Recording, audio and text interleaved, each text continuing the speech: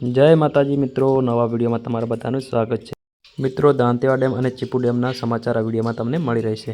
મિત્રો, હવામાન વિભાગના જણાવ્યા અનુસાર બનાસકાંઠામાં આજરોજ રેડ એલર્ટ જાહેર કરવામાં આવ્યું છે અને સારા પ્રમાણમાં વરસાદ નોંધાઈ શકે છે। મિત્રો, દાંતીવાડા ડેમના ઉપરવાસ માઉન્ટ આબુ, અમીરગઢ, દાંતા પંથકમાં સારા પ્રમાણમાં વરસાદ નોંધાયો નથી, તેથી દાંતીવાડા ડેમમાં હજુ સુધી પાણીની આવક થઈ નથી। મિત્રો, દાંતીવાડા ડેમની હાલની સપાટીની વાત કરીએ તો 570 ફૂટ છે।